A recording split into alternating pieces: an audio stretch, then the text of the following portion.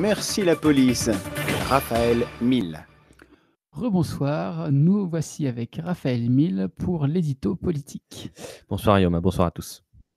Aujourd'hui, nous allons parler d'un homme politique que tout le monde connaît bien, pas forcément et pas forcément pour le meilleur. Et nous avons de grandes nouvelles, alors je ne vais pas retenir suspense plus longtemps. De qui parle-t-on ? Alors Manuel Valls a annoncé à la télévision publique espagnole il y a quelques jours qu'il pourrait, en tout cas qu'il était intéressé par la mairie de Barcelone. C'est bien patriote tout ça ? Ça peut se faire sourire, on peut en rire comme on riait un petit peu de Jean-Vincent Placé qu'on trouvait très opportuniste. Mais au fond, Manuel Valls, il est droit dans ses bottes là. Il est droit dans ses bottes parce que c'est un homme politique un petit peu, j'ai envie de dire, comme un autre. Et depuis qu'il a quitté Matignon, qu'il a été battu à la primaire de la gauche, et qu'il acquiesce, on l'entend plus, Manuel Valls. Il a besoin d'un espace politique qu'il n'a plus. Et pour le trouver, le meilleur moyen, c'est éventuellement de retourner en Espagne, la terre sur laquelle il est né, où justement peut-être qu'il pourra retrouver de l'espace politique et une certaine stature. Et il fera de la politique si jamais il va à la mairie de Barcelone et a fortiori s'il est élu. N'empêche que Manuel Valls, on l'a récemment entendu dans les médias, c'était à Combini avec le fameux Hugo Clément. Et on a l'impression que, voilà, bon, même si il est bien identifié dans le paysage politique, il n'est pas, voilà, on n'a pas l'impression, en tout cas, qu'il soit particulièrement mort. Il a une place mineure au sein de La République En Marche.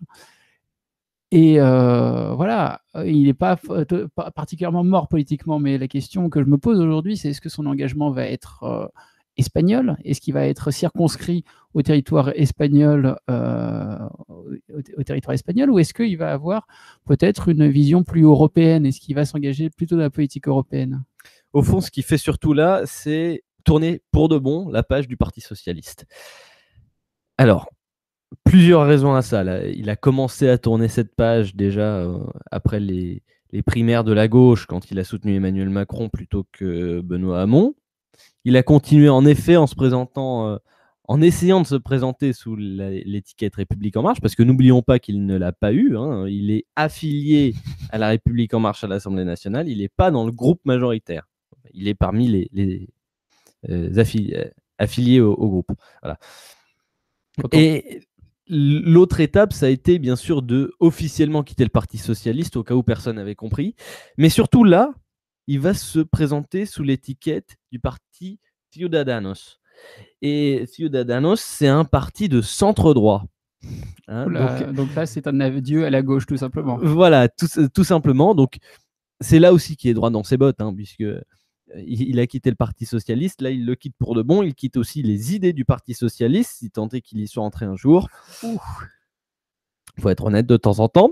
Voilà, il le quitte pour de bon, pour rallier un parti social-libéral, laïque, et opposé à l'indépendance de la Catalogne. Donc, non seulement il va quitter le PS, mais en plus, il va aller dans ce qu'il prône depuis longtemps, c'est-à-dire, au fond, une Catalogne espagnole. Et je peux vous dire que quand on va en Catalogne et qu'on dit qu'ils sont espagnols, bon, voilà, j'ai eu la chance d'y survivre. Mais qu'êtes-vous allé faire là-dedans, dans cette galère ? Bref, donc, il tourne pour de bon la page du PS. Ça, c'est sûr. Et forcément, c'est un engagement européen. Mais comme il en a toujours eu, d'ailleurs, on l'a toujours entendu défendre ce qu'était l'Europe. Et pour lui, qu'est-ce que c'est l'Europe, finalement ? Enfin, est-ce qu'il a déjà été parlementaire européen, par exemple ? Non, jamais. Mais en tout cas, ce qui est sûr, c'est que quitter le PS, ce n'est pas quitter la France, ce n'est pas la fin d'un engagement français.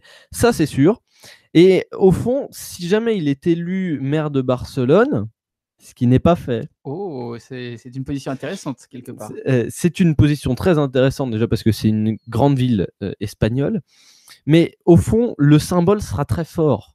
Le symbole de Manuel Valls a été le premier Premier ministre naturalisé en France, il ne faut pas l'oublier. Et ce serait en soi le premier à revenir dans son pays et à être élu dans le pays dans lequel il est né. Mais ça ne l'empêche pas de revenir en France après. Je ne dis pas qu'il serait réélu. Alors, mais là, j'ai une petite question. Est-ce que ça veut dire qu'à Barcelone, on peut être élu maire sans avoir la nationalité espagnole? Bah, la loi ne l'empêche pas, visiblement. D'accord. Et de toute façon, il a tout à fait le temps de l'avoir à nouveau la nationalité espagnole. N'oublions pas qu'il est né à Barcelone. Donc il a Mmh. été naturalisé français. Il peut très bien reprendre la nationalité espagnole sans problème. Mais en tout cas, quoi qu'il arrive, ça ne l'empêchera pas éventuellement à l'avenir de revenir en France. Je dis pas qu'il serait élu, parce que au fond, bien malin qui pourrait dire que ça pourrait plaire aux Français ou aux Espagnols, je ne sais pas. En tout cas, ce qui est sûr, c'est que c'est très intéressant de voir Manuel Valls comme ça qui s'engage pour l'Espagne, qu'il a quitté il y a si longtemps. Dernière remarque quand même, on dit que la Catalogne s'identifie beaucoup à la francophonie et donc que le mot gracias aurait été supprimé pour un, mot qui se rapproche de De toute merci. façon, en espagnol, en catalan, on dit Oh. pas gracias, Voilà, on dit grazie. d'accord, il y a pas de C'est merci. beaucoup plus. Si, mais c'est beaucoup plus proche de grazie, D'accord. du grazie italien. Mais en catalan, c'est pas gratias, le Mmh. mot pour dire merci. D'accord, mais donc la proximité, disons linguistique, enfin cette envie de rejoindre la francophonie qu'aurait la Catalogne. C'est très proche de l'occitan, le catalan. Donc, les questions linguistiques sont assez loin. En tout cas, Barcelone, ce qui est sûr, et on le voit dans un certain nombre de reportages, c'est une ville qui est multiculturelle. Et c'est une ville où on retrouve beaucoup de langues différentes. Ça, c'est très agréable quand on va à Barcelone.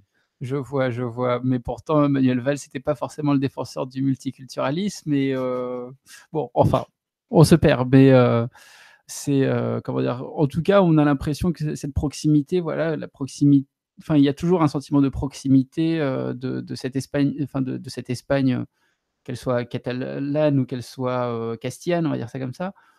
On espère en tout cas que Manuel Valls, en tout cas, pourra peut-être, je sais pas, incarner un rapprochement entre les 2 pays ou peut-être c'est trop espéré? Là n'est pas la question. D'accord, très bien. Merci beaucoup.